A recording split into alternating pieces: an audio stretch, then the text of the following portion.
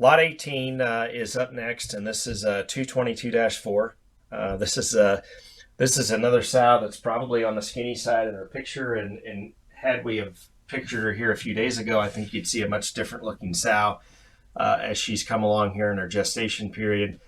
She's due at the tail end of this particular offering, so that's also part of it. But 222-4 is also skinny for a reason. This sow does a phenomenal job in the crate. She weaned a big litter this last time out of Magic Box, and I can tell you that of all of the gilt prospects we had go through the barn this time, there's a 35 liter gilt that was probably as appealing as anything we raced. I can say that with quite a bit of confidence, and she was a direct daughter of this sow. Um, she's sired by King Me. This sow is sired by a Kingpin son. King Me was actually a Kingpin on Little Bro and King of the Hill's sister. And there's always that list of boars that you wish you could go back and use, or a boar that you wish you still had around. And King Me is probably at the very top of that list for me. Kingpin obviously has built a legacy on the female side, and his ability to generate and transmit traits through his daughters and granddaughters.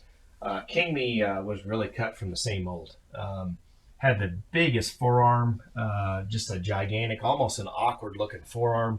Had a great big hind leg, was very loose, was arguably shorter bodied and had more muscle than his sire. And that's probably one that I wish I would have stayed hooked in a little bit longer. So this is a King Me daughter. Her mother is a Dirty South 8-1. Um, the Dirty South sow would have sold this, built the brand sale a couple summers ago. The grandma would have sold 4 summers ago. So good sows that certainly stood the test of time around here. And this is just another product of emphasis on sow families. And I guess it's always easier to talk about the fluffy ones and convince people that they're the ones that'll generate.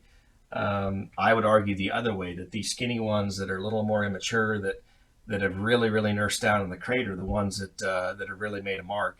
And this particular sow, just in her last litter, certainly valued herself in the upper echelon of sows around here. So we've got this one mated to Game Time, and in both trips to Premium Blend this summer, I felt like Game Time was a boar that had to be used. Uh, Phenotypically, I love the way he was built. Genetically, I felt like he offered some things that were different for us. This is a spot where I felt like he'd really work well. This sow's really stout skulled. She's got a really stout mug on her. She looks a lot like her sire, and I feel like that's a great complementary attribute here for this Game Time mating.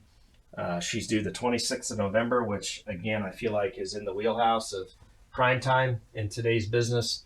So lots of good to talk about here with lot 18. This is 222-4. She's a King Me, Dirty South. She's bred to Game Time. She's due right there after Thanksgiving, the 26th of November.